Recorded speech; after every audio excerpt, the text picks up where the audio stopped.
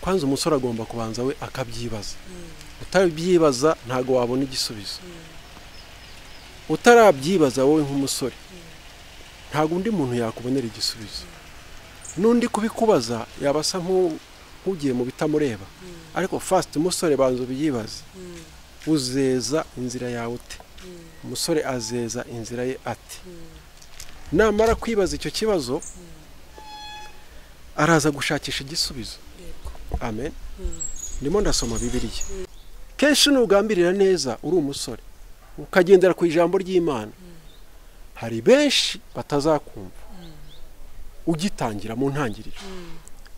Ntibizagukange, ntibigutera ubwoba. Niba hari umusore nkurikiye abyumve. Ntibizagukange, ntibizagutera ubwoba. Ntibizaguca intege. Gufata bibiliya ugana ku wisomera ijambo ry'Imana ujyana ku rusengero ushakisha Imana hirya no hino. Hari abatazabigushyigikiramo.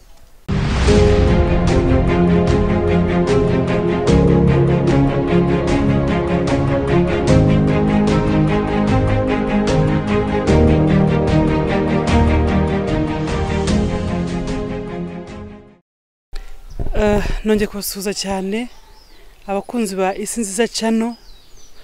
Nikaze mwese, waba uri inshuti yacu wakoze subscribe ndagushimiye, yaba ari umuntu ufunguye iyi link aribwo bwa mbere akaribwo bwa mbere ubonye iyi channel, nawe tuguha ikaze wiyumve nko mu rugo.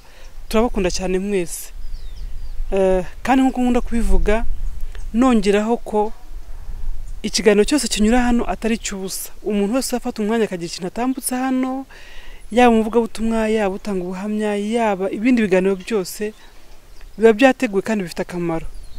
Rero ni umugisha ukomeye gufungura icyano, nkurarikira kugikomeza ukayikurikira kuko ntago ari ibyubusa pe. Yesu aho umugisha cyane. Nkuko bisanzwe rero hari umutumirwa twabazaniye, mbe mbateye amatsiko. Nawe n'umuntu ufite package cyangwa se ufite umuzingo w'ibintu ashaka kutuganiza kandi byingira akamaro cyane, kuko byose bifatanyiriza hamwe kutuzanira ibyiza. Ni ibintu byose bifatanyiriza hamwe guhindura isi yacu nziza. Yesu abahumugisha rero. Tutarajya kure, reka none nkuko bisanzwe tubanze dushima Imana yatwemereye guhura uyu munsi. Data mu izina rya Yesu nongeye kuzamura icyubahiro cyawe, nshimye kugira neza kwawe, nshimye imbabazi zawe, ndagushimye ko wadukunze, ndagushimye Mwami ko waturemye, ngo ahe icyubahiro. Aka kanya rero turi hano ntaba ari twe tuvuga, n'umutumirwa ntaba ari uvuga, nanjye ntaba ari vuga, twese ntaba ari twe, ahubwo icyubahiro cyawe, ubushake bwawe, ubwami bwawe biganze Mwami Imana muri twebwe, kugira ngo ibyo abantu bari bwakire bivuye muri twe bibagirire umumaro, ibidafite umumaro bitabwe kure, ariko bifate mu mumaro bigwe aho bikwiye kugwa kandi here, kandi ibyo bizera bizagira umumaro. Tuguha ikaze rero, icyubahiro nikuzo Mwami ukomeze kubibyawe none kugeza n'iteka ryose. Amen. Yesu abahumugisha cyane. Nkuko nawe babwiye kare nabateye amatsiko, nabwiye ko hano dufite umutumirwa. Ni umuhungu umusore mwiza cyane. Cameraman aza kumubereka. Umusore mwiza ukiri muto. Ntago ndi muvugeho byinshi, ahubwo ndashaka kumwakira akaba ari we ubibwira, akababwira uwo ari we, araza kubabwira n'impamvu turi hano. Nubwo ari insanganyamatsiko turi buganireho, ariko ubwo hari impamvu nyine ari we watumiwe akaza hano. Reka rero tumuhe ikaze tumwakire anatwibwira. Turakwakiriye. Murakoze cyane. Isi nziza, Imana ibahe umugisha. Koze Imana iguhe umugisha. Abaduteze amatwi Imana ibahe umugisha. Nitwa Nzanana Joseph, abandi bakunda kunyita umuramyi, ko nkunda kurikoresha ahantu henshi kuko ni izina nkunda, numva ari izina rintandukanya n'ibindi bintu byinshi cyane. Rero nayo mazina nitwa, nkunda Imana, ndi umuramyi, sharinga ijambo ry'Imana aho bishoboka, n'ubundi buryo bwose Imana yankoreshamo ndabwemera. Amen. Ni karibu cyane ku isi nziza cyane. Amen. Murakoze cyane. Rero twasuwe n'umuramyi, urabona ko ni umusore ukiri muto, ariko atubwiye ko akunda Imana, atubwiye ko aramya. Ese tutarajya kure, Joseph, uramya mu buhe buryo? Kuramya Imana ni mu buryo bwinshi. ariko kenshi ndamya Imana mu kuririmba, ubundi nkaramya Imana mu gutanga imbaraga zanjye ku murimo wayo, nkaramya Imana mvuga ibyayo, nkaramya Imana nitanga mu buryo butandukanye. Ubwo nabyo wenda nabyo twazabyiga mu bundi buryo. Kuramya Imana ni mu buryo bwinshi, ariko nkunze kubikora kuririmba cyangwa se no mu bundi buryo bushoboka. Murakoze cyane. Rero kugira ngo tumumenye neza tutarajya kure cyane, Joseph uraza kutubwira nibura indirimbo yawe imwe muzamenyekanye cyangwa se muzo wumva abantu baba bazi bakumva bakaba bibaza ngo iyo ndirimbo nyine ntago tumuzi, kuko ari umuntu waba kubonye atari ubwa mbere akubonye, hari no wakubonye akabona n'ubwa mbere ariko indirimbo yawe yizi atazi nyirayo. Nagira ngo wenda utubwireho nk'indirimbo sinzi uburyo uyicemo dushaka kwifashisha kugira ngo tukumenye neza ababa bakubonye bwa mbere. Murakoze cyane. Hari indirimbo shaka kuramyamo Imana cyangwa uburyo nyibabwiramo, iravuga ngo yitwa Ndakwemereye. Nayo iririmbanye n'itsinda rya worship team ya UCC, ariko ninjye mwanditsi, ni nanjye mwijwi bayiririmbyemo, fatanyije nabo mu buryo bundi butandukanye bwinshi, nanabashimira mu buryo bwabo bamfashijemo. Iravuga yego mwami ndakwemereye, ngenza uko ushaka mwami nyiringabo, aho ushaka ko njya mwamuntumeyo, ibyo ushaka ko nkora mwami ndabyemeye, mbi igitambo gikwiriye ushaka, umwana wawe data, mpindurwa icyaremwe cyo wifuza, mpindurwa icyaremwe cyo wifuza. Yesu abaho umugisha. Amen, amen. Yesu ashimwe cyane. Ngira ngo iyo ndirimbo ndatekereza ko abantu benshi murimo kutwumva mumaze kuyumva, ariko abatari babizi, abatari bazi umuntu wayanditse, abatari bazi umuntu yantona cyangwa se uyiyobora, n'uyu nguyu Nzanana Joseph. Rero natwe uyu munsi nk'isi nziza cyane tugira umugisha wo kumubona, wo kubana nawe, mu by'ukuri nk'umuntu w'umusore ukijijwe, wahisemo inzira y'agakiza, ugahitamo n'inzira yo kuramya Imana, yo kuvuga ubutumwa ariko mu buryo bw'indirimbo. Hari ikintu cyane y'amatsiko nifuza ko umunsi twabonanye uzakituganirizaho, kuko abasore ni abantu tuzi ko nka nyambaraga, biberaho mu buzima bwa ambiance, bakora ibintu byinshi bitandukanye, ariko wowe kuki wahisemo gukurikira iyi nzira? Wenda nka topic yacu ndashaka kubaza ngo bibiliya ivuga iki ku musore?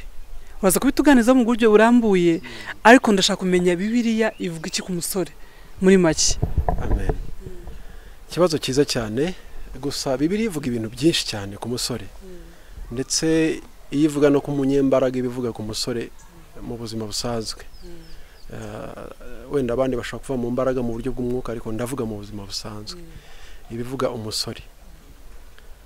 Nkuko mbwe ngo bibiliya ivuga iki ku musore, ndagira ngo nifashishe bibiliya n'ubundi mvuge ku musore. Ndavugaho gake, ngo tuvugaho gake, ntago twabivuga ngo tubirangize, ariko ndavugaho gake ku cyo bibiliya ivuga ku musore. Kanifashishe Zaburi 119, ndatekereza turebe icyo Imana ivuga ku musore.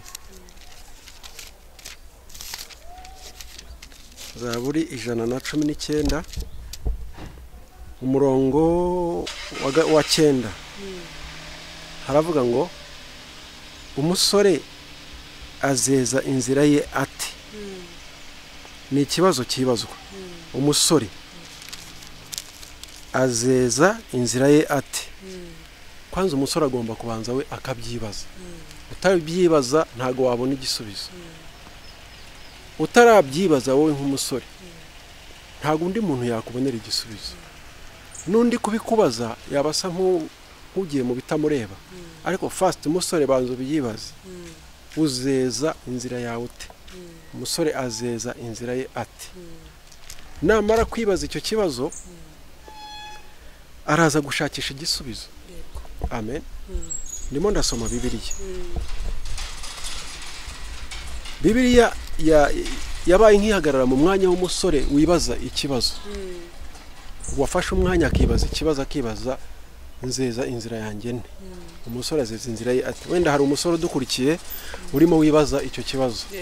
Ati se ubundi nakweza inzira yanjye gute? Abona abwira bugacya, akabona minsi iragenda irahita, ariko akabona ntazi gahunda ihari.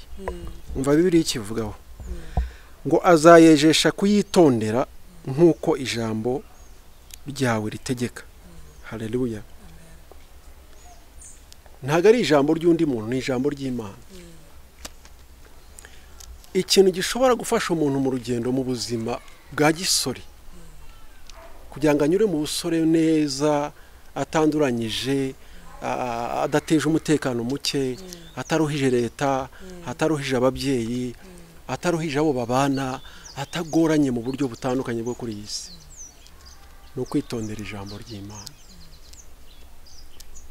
Umusore mwiza asoma ijambo ry'Imana akagendera ku ijambo ry'Imana. Ndavuga icyo bibiliya ibivugaho. Hari abandi bafite uko babivugaho, hari iki isi bivugaho. Isi ishobora kugutegeka kugira ukuntu witwara.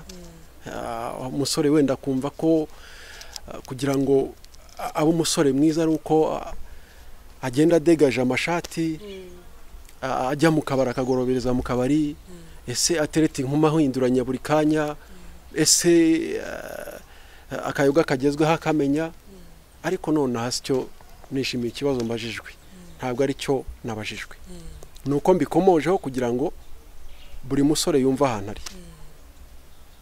Kuko umusore mwiza numva nagira inama nuko yaba umusore ushingiye kuri bibiliya, ufite urufatiro ku ijambo ry'Imana. Ngo azayejesha kuyitondera. Kweza ikintu ni ukugira ngo ikintu gise neza, kimere neza, inzira yawe itungane, ubuzima bwawe bumere neza, imitekerereze yawe ibe myiza, ijambo uvuze mu bandi ribe ryiza, ubuzima bwawe bube bwiza, n'ubuzima ubayemo bwa buri munsi bube bwiza, inshuti mu bana zikwifuze, ube wera mu buryo butandukanye. Iyo umuntu yambaye umwenda mwiza, niyo waba usute ariko ari mwiza, ufite karimeze gute ariko ari mwiza, bashobora kuvuga ko wera. Kwera bisobanuye nta kizinga, nta mwanda, ntaki. Haleluya. Rero umusore numva navugaho bibiliya ivuga hano, navuga byinshi, ariko umusore bibiliya ivuga kuri uyu murongo wejesha inzira ni uwitondera ijambo ry'Imana. Ijambo ry'Imana ni rigari, ijambo ry'Imana ririmo byinshi. Ryakwigisha kwitwara mu busore, ryakwigisha kubaho mu buzima busanzwe, ryakwigisha buri kintu cyose. Si ngombwa kurebera ku bandi bari kuri iyi si, ni uwitondera ijambo ry'Imana. Ubaye udahura n'ibikugerageza uri umusore, sinzi ko ubwo busore bwaba ari buri tayari, ntabwo bwaba bwuzuye. Ugomba kugira ibikugerageza, ugomba kubona indi kampani zingana nawe ziri mu biyobyabwenge, ariko ijambo rikagutegeka kutifatanya nabo. Ugomba kuba ufite indi kampani ubona ziri mu bindi, ziri muri ambiance, ariko ambiance iganisha kurimbuka. Ambiance iganisha kurimbuka. Sinzi ukuntu ndi buyisobanurire ambiance. Ntuyoborwe n'ubusore mbese. Ntuyoborwe n'ubusore. Ugashaka kunezeza umubiri, kunezeza na ya myaka y'igisore yari kuntu gushuka, ariko umusore mwiza n'utayoborwa n'iyo myaka, akayoborwa n'ijambo ry'Imana. Ndatanga urugero ku musore bita Yosefu. Ni bazinda wanjye. Iwacu barakoze kunyita iryo zina. Ndabashimiye. Ariko ibi bintu yanyuzemo Imana izamfashe, wenda sinzabinyuremo uko bingana, ariko iri zina uko ryashoje nibyo nakwifuza, ariko nyine ugomba kunyura ahantu iryo zina riri. Ngo Yosefu yari umusore wakunzwe na se, kuko yababazwaga n'amakosa y'abakuru be, noneho bigatuma niyo bagiye he bagakora amakosa akaza akabarega, bituma se amukunda, aramutonesha agera hamudodera n'ikanzu kugira ngo abereke ko amukunda amudodera ikanzu nziza itandukanye n'iz'abandi nziza ubwo icyo gihe niyo yari igezweho uyu munsi umubyeyi yakunze umuntu hari ikindi amugenera rero musore kuri we hariho umugambi w'Imana Imana yari umubyeyi yaramukunze n'Imana iyo Imana yagukunze na ambasaderi wayo ku isi ababyeyi baragukunda Yosefu ngo yageze naho n'imisoma biraba birebire ariko kanse no biganiraho Yosefu atangira kujya arota inzozi kuko Imana yamwishimiye nicyo bibiliya ivuga kuri uyu musore ndamwifashishije umusore mwiza agira inzozi Imana imuha inzozi ushaka utarota uryamye ariko ibitekerezo byawe bikagira inzozi nziza bikagira inzozi zo kugera ku kintu cyiza ukagambirira neza umusore mwiza agambirira neza haleluya Yosefu rero yagize inzozi Imana imuha inzozi nziza atangiye kuzirotorera bene se baramwanga kenshi nugambirira neza uri umusore ukagendera ku ijambo ry'Imana hari benshi batazakumva ugitangira mu ntangiriro ntibizagukange ntibigutera ubwoba niba hari umusore nkurikiye abyumve ntibizagukange ntibizagutera ubwoba ntibizaguca intege gufata bibiliya ugana wisomera ijambo ry'Imana ujyana ku rusengero ushakisha Imana hirya no hino hari abatazabigushyigikiramo ariko bibiliya iravuga ngo Imana ngo niba iri mu ruhande rwacu mubisha wacu yabandi atangira kujya arotorera bene se inzozi agira ngo bafatanyije nawe baramwishimira aho kugira ngo bishimire ibyo byiza biri imbere yatangiye kureba barababara baramwanga bageze aho bagambirira wenda ushatse kubisoma neza wazajya mwitangira ibice 38 39 ugakomeza directinze gutyo ko mbisomye byose byatinda bageraho baramwanga bagambirira no kumugurisha yewe ariko hari ikintu gishobora kukubaho nanone iyo wagambiriye neza ntago biba perfect nkuko wabitekereje cyangwa umwe nuko ugira target yuko wagambiriye neza Imana izagushoboza ariko hari ibizakurwanya kandi si ngombwa ngo bibe kuri bishobora no guturuka mu bavandimwe bawe bishobora guturuka mu banyempano bagenzi bawe bishobora guturuka mu bamukorana abo hafi yawe bene se baramwanga kugeza aho bagambirira no kumugurisha baranabikora nibwo bamugurishaga kwa Potifari bamugejejeyo Imana yari yaramushyizeho igikundiro cyayo kubwo kugambirira neza umusore wejeshe inzira ze ijambo ry'Imana nkomereje kuri ryandi rya mbere twasomye Imana iramwishimira imushyiraho igikundiro nubwo waba urwanwa bwose ariko Imana ikigukunze hari connection yayo y'ubutsinzi ageze igihe agera aho ngaho kwa Potifari aramwishimira n'umugore we navuga ko yamwishimiye ariko we amwishimira mu bundi buryo yari arimo nanone undi mwuka iyo uri mu nzira nziza buri gihe cyose uhura n'ibikurwanya n'ibikugonga n'ibigusubiza inyuma ariko wa musore unteze amatwi ntuzacike intege niba uhagaze ku ijambo ry'Imana niba ushingiye ku ijambo ry'Imana ntuzacike intege Imana izasohoza imigambi yawe neza Yosefu uyu nguyu rero agezeyo yitwara neza aba umwana mwiza akomeza kwera imbuto akomeza gusenga Imana ye no gukunda Imana ye ntago byahise bimuhira hajemo ingorane nubwo Potifari yamwishimiye mu buryo bwiza burimo umugambi mwiza ariko umugore yamwishimira mu buryo burimo umwuka wa Satani wo kumugusha hari umusore mwiza agira amakenga arobanura igikundiro afite arobanura amahirwe abonye, arobanura amenya neza inshuti afite. Ese izo muri kumwe ako kanya nubwo mwishimye munezerewe, ese biri burangire neza? Ese birubahisha Imana yawe? Ese birahesha agaciro Imana yawe? Wowe biraguha izina ryiza imbere y'Imana neza? Yamweguriye ibyo byose, yagize indi gahunda, agira undi mugambi, hari indi mirimo yari agiyemo.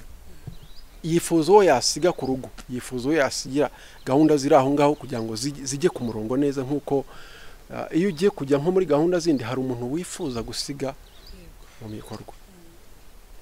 Abona Yosefu niwe musore yakwizera ku kanya, amusigira ibyo byose, ariko aramubwira ati umugore wanjye niwe wenyine ntakwemereye. Hanyuma umugore we ntiyanezezwa n'ibyo ngibyo gusa, we ahubwo yifuza ko nawe ubwe yaba yamusigaraho.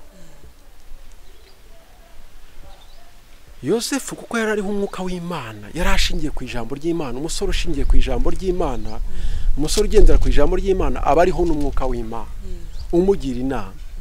Ugomba kuba ufite umwuka w'Imana ukugira inama.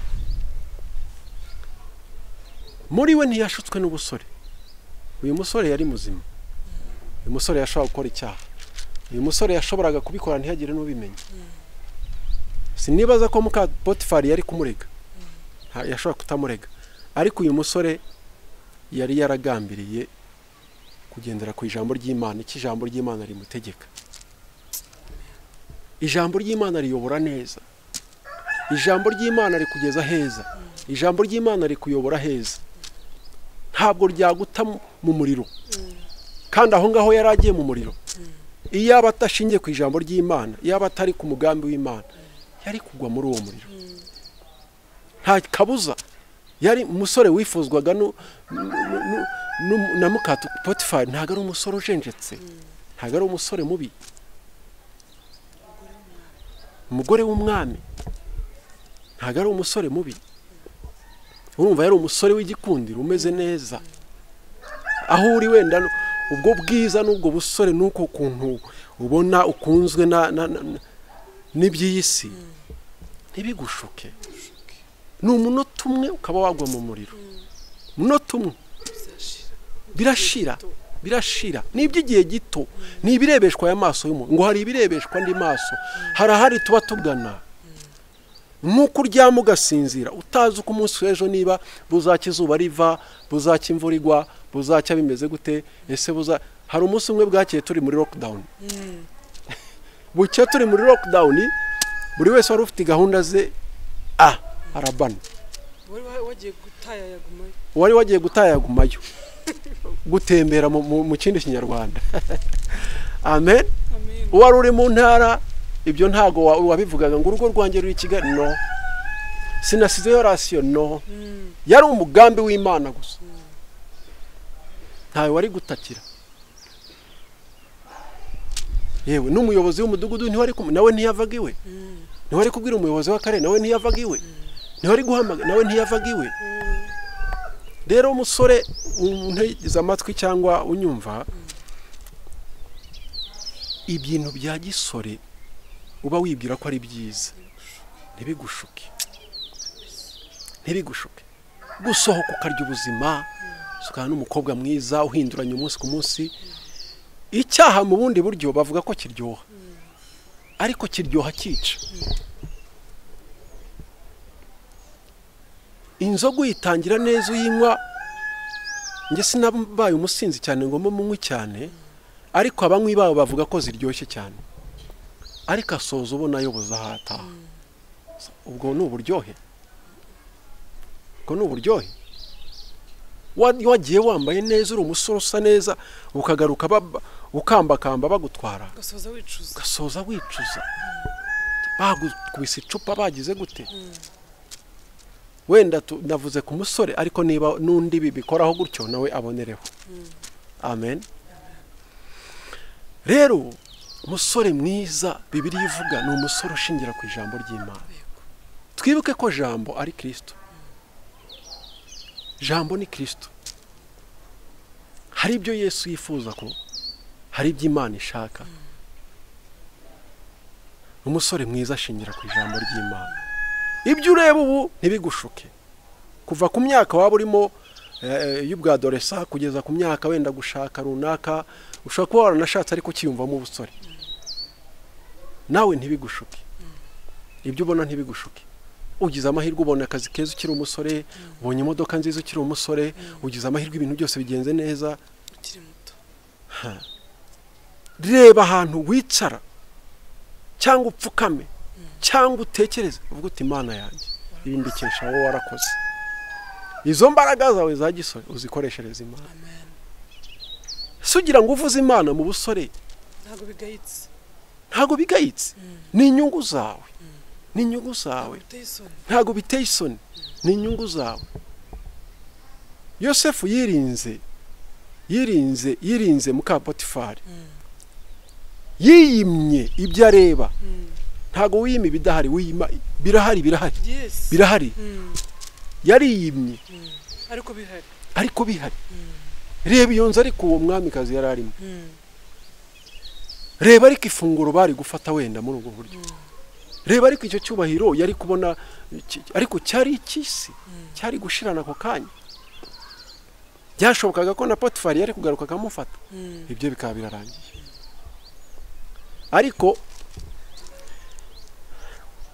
kuko yemeye kuguma ku ijambo ry'Imana no kubaha Imana no kubahisha Imana ye, aremera anyura muri iyo nzira itoroshye, arabyiyima ari muzima nk'abandi, ari na mwiza, arabyiyima. Icyo ni ikindi cyamubayeho. Muka Potifari ntibyamunezeza. Satani ni umwiyima, ntago azakwishimira. Azakurasaho imyambi. Azakurasaho imyambi ndetse inakomeye. Wanyura n'ahakomeye. Ariko niba ushingiye ku ijambo ry'Imana, niba uri ku mugambi w'Imana, niba ugambiriye kubahisha Imana, ntabwo uzapfa, uzasoza neza. Yes. Ariko niwiyima, niwigomwa. Paulo yaravuze ngo ibyarindamu yanjye nabihinduye igihombo kubwo kuronka Kristo Yesu. Amen. Rero yageze harafungwa. Ariko ikikwereka ko yari ariho umwuka w'Imana, ari mu bwiza bw'Imana. Kuko muka Potifari yigize umwere, amuvugiriza induru, ararakara, aramutabariza ati yatinyutse no kushaka kuza nk'usambanya, aramubekera ibintu byinshi cyane. Ngira ngo yaketse ko David nako Yosefu nagera hanze ari bubivuge. Yosefu nta gahunda yo kubivuga, yarafite gahunda yo kwirinda no kubahisha Imana. Amen. Nta nubwo yari afite kubyamamaza. Ijuru ryari ryamaze kuyona. Muka Potifari aramugambanira, umwana ajya muri gereza. Ntiyatinye gereza. Iyo ugamije guhesha Imana icyubahiro ntacyo utinya, kuko ubuzi ko isumba byose iri kumwe nawe. Amen. Agezeyo ya Mana yacu imushyiraho igikundiro. Ngo abo umuyobozi wa gereza, abo umuyobozi w'abafungwa, bamugira umuyobozi w'abafungwa, bagira umuyobozi w'abagororwa. Inaha dukoresha abagororwa mu Rwanda. Atangira kujya ashingwa kubakoresha imirimo yose itandukanye. Ntiyaba umugororwa nk'abandi. Ariho umwuka w'Imana. Iyo uriho umwuka w'Imana nta gupfa. Iragufasha, irakuyobora, ibana nawe aho wanyura hose. Kandi burya ngo uzabe ukomeye anyura hakomeye. Amen. Musore, abasore benshi bakunda ubuzima bworoshye. Kanako nkavugeho. Bakunda ubuzima buryoshye, bworoshye. Bwo kunezerwa ko biraho ngaho. Ariko umusore mwiza nugira ibyo yigomwa kugira ngo wibahishe Imana ye. Haleluya. Amaze gufungwa, nyuma baje gukenera umuntu usobanura inzozi. Basanga niwe ushobora kuzisobanura. Kubw'iminota wenda tuzakomerezaho, ariko kubw'iminota tuzakomerezaho turebe ukuntu David yashoje. turebe ukuntu Yosefu yashoje n'ukuntu yaje guhabwa umugisha n'Imana mu buryo butandukanye kubwo kubahisha Imana. Ariko ibyo nakabaye mvugaho ni ibyo ngibyo. Imana ibaha umugisha. Yesu agumugisha cyane. Nukuri ikintu tuganije kirakomeye. Njye nibuka kera hari imbo twajyaga turirimba yavuga ngo ujye wibuka umuremyi wawe mu minsi y'ubusore bwawe, iminsi mibi itaraza, ngo ubwo uzaba uvuga uti sinejejwe nabyo. Niko n'ijambo ry'Imana rivuga. Ni ukuvuga ngo uko byagenda kose nyuma y'ubwo busore hari indi minsi izaza ukaba utanejejwe nayo, ukaba utagifite amahirwe, utagifite izo mbaraga zo gukora ibyiza, utagifite imbaraga zo kuba wakubaka ibyo washenye, zo kuba wakubaka andi mateka mashya asimbura yo wakoze mu busore bwawe. Ni ukuvuga ngo rero ugiriwe umugisha cyangwa se ugize amahirwe ukumvira ijambo, uri umusore wibuka umuremyi wawe mu minsi y'ubusore bwawe, ugifite uburyo, ugifite imbaraga, ugifite uburyo wabihindura, ugishoboye kwambara neza ukaberwa, ugishoboye kuvuga byiza abandi basore bagenzi bawe bakabyumva, ugishoboye gutanga urwo rugero, ujye wibuka umuremyi wawe, ugambiriye kubahisha Imana. Amen. Mu by'ukuri uko byagenda kose ubusore burarangira, umubiri urashira, ariko amateka ntashira. Kimwe nuko nyuma y'ubuzima tuzi ko hari ubundi. Rero ukiri umusore, ugifite imbaraga, tegura ibyawe, ubitegure neza. Joseph utubwiye amagambo meza, utumye ngira amatsiko. Mu by'ukuri iyi nzira y'agakiza cyangwa se kwiyemeza kubaho nk'umusore ushimisha Imana cyangwa gukorera Imana, wabitangiye gute? Wasanze wanyarabarokore nawe ukomerezaho, wakijijwe ukuze, byaje gute? Imana iguha umugisha kumbaza ikibazo cyiza. Mu muryango wacu navukiyemo ni abantu bakunda gusenga, bakunda Imana. Nagiriwe amahirwe kuvukira mu muryango nk'uwo nguwo ukunda Imana, usenga Imana. By'umwihariko nza kugera ahantu nabuze ababyeyi nkiri mutoya. Ngira umubyeyi wundi undera wandeze, ubu ntago akindera, maze gukuramo. Ariko nta gihe umubyeyi atakurera, aracyangira inama, ariko wenda ibintu bimwe na bimwe ubu nta. Tuza kujya gusengana mu rusengero ahantu n'umwana, ariko maze kumenya ubwenge. Bari bazi ubwenge ababyeyi, kuko nubwo yabonaga tujyana, ariko yaravuga ati ngira ngo umuntu kwatuza akanwa kawe niko gukizwa. Baravuga bati abihana bahaguruke tubasengera agakiza. Ndiyicarira, numvaga nta kibazo, mvuga nta byaha nkora. Hari abantu bumva ko nta byaha bakora kutaratuje Yesu nk'umwami n'umukiza wawe. Nacyo ni ingenzi. Ndahaguruka, ati se kudahaguruka? Mpaguruka gutyo mu kigare. Ariko maze guhaguruka ntekereza impamvu mpagurutse. Nubwo nari muto, ariko ntangira gusobanukirwa impamvu mpagurutse. Baratwatuza, turatura, nta bidasanzwe nakoraga, ariko nari ntaratura Yesu nk'umwami n'umukiza wanjye. Ndatura, maze kwatura, ntangira agakiza gutyo, nkomeza ninjira mu mirimo itandukanye gutyo. Wakoze cyane, wagize neza gufata icyemezo cyiza kandi ukiri muto, kandi ukabigumamo ntubireke. Kuko hari ababijyamo hashi iminsi mike bakabona nta mpamvu bakabyihorera. Rero ko harabikomeje ni umugisha. Hanyuma ikindi kibazo wenda nashaka kubaza, hari umusore ushaka kuba arimo kureba ubu ngubu akavuga ati numva nifuza kubaho nabaho mu buzima bwiza, ndi umusore ariko nkijijwe, ntunganyije inzira zanjye, se ubu nabyinjiramo gute? Byashoboka se ubu nabyinjiramo gutya nijyanye gusa, nta muntu unyoboye, nta muntu umfasha akaboko? Ese yashaka umuntu akabimufashamo? Ubona yabyinjiramo gute nk'uwo muntu utazi uburyo yabyinjiramo ariko abyifuza? Umuntu ubyifuza arimo arifuza neza, reka nacyo nkivuge, arimo arifuza neza cyane. Ikintu namugiraho inama, hari uburyo bwinshi Imana isanga umuntu. N'ubu niba wumvishe iki kiganiro ukumva wagambirira kubaha Imana, gukizwa, ushobora kureba umushumba barahari benshi kagira umushumba wegera umupasiteri runaka ukamubwira ko ushaka kwakira Yesu nk'umwami n'umukiza bitewe n'ahantu uri ukuri hafi yagufasha. Ushobora se kureba nimero ziri hano ku isi nziza ukayihamagara nawe yakudirectinga yagufasha. Imana ibaho umugisha. Ndumva ari ubwo buryo. Murakoze cyane. Ni ukuvuga ngo wowe muntu ushaka kureba ukavuga utari ko nkunda ubuzima abasore bakijwe babamo, nkunda ubuzima abamama bakijwe babamo, mbabona ari bwiza ariko se nabyinjiramo gute, nabishobora gute? Ikintu cya mbere navuga ngo kigoranye ni ugufata icyemezo gusa.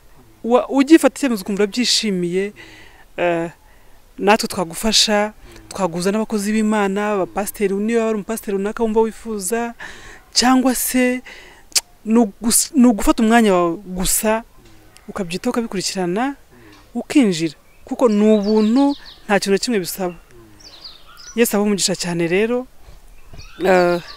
ngira ngo Joseph mwamwumvise, hari umuntu wamureba kumva yifuze gukora nawe indirimbo, cyangwa se yifuje kuba yamuyobora muri ubwo buryo bagafatanya, cyangwa se yifuje n'indirimbo ze, twamuha kanya Joseph akabibwira, Imana akababwira uburyo mwamubona, niba yabaha nimero, niba sinzi uburyo yabivuga ariko akabakira muri make. Okay. Namba yanjye ndayibaha, shaka wenda ko dufatanya, cyangwa se ushaka nuko nanagufasha mu rwego rwanjye, shaka cyangwa se ko nanakwandikira indirimbo gusa ukazaririmba, byose birashoboka. Ni 0783 22 99 44. Iri no kuri WhatsApp. Imana ibahe umugisha.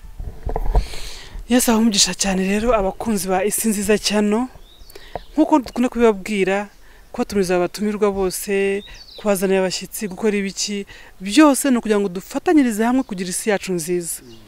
Joseph taragenda, hari abantu usanga bavuga abantu babaye babi, isi yabaye mbi, ibi byose byababereye bibi, abo bantu bemeranya nabo koko isi ni mbi, abantu ni babi? Ntabwo Imana yakwemera kudushyira ahantu ngo habi. Isi ni nziza. Isi wayikoreyemo ibyiza, kabana n'abantu bose amahoro, isi yakubera nziza. Nubwo wenda wagiramo tunhura nabyo, Imana irahari kudukemura. Ntabwo isi ari mbi, isi ni nziza, ntabwo ari mbi. Ahubwo twebwe twirinde kuyikoreramo ibibi. Nitutayikoreramo ibibi ntabwo izaba mbi, kuko nujya kureba uzasanga ibiri ku isi biyigira mbi, ari twebwe abantu tubikora. Turahangana, abantu bararogana, abantu baricana, abantu baragambanirana, abantu barabeshyerana, abantu baragirana amashyari. Ibyo bintu iyo umuntu agiye kuvuga ngo isi nimbi ni ibyo abavuga, ariko bikorwa n'abantu. Abantu rero nibareke tugira isi nziza kugeza igihe tuzagera no mu ijuru ryiza. Imana ibahe umugisha. Joseph urakoze cyane, kandi wakoze kwitabira ubutumwa bw'isi nziza. Urakoze cyane, kandi namwe Imana ibahe umugisha kubw'umurimo mwiza mukora. Nsaba n'abantu badukurikiye iyi cyano ntikagucike, kora subscribe, sharinga. Iyi cyano ngenda yikunda cyane, nayiboneyeho umugisha, ndetse nanjye ndayikurikirana n'inshuti zanjye nazisabye gukurikirana. Nundi nkurikiye ari ubwa mbere, kora subscribe. Amen. Joseph arakoze cyane.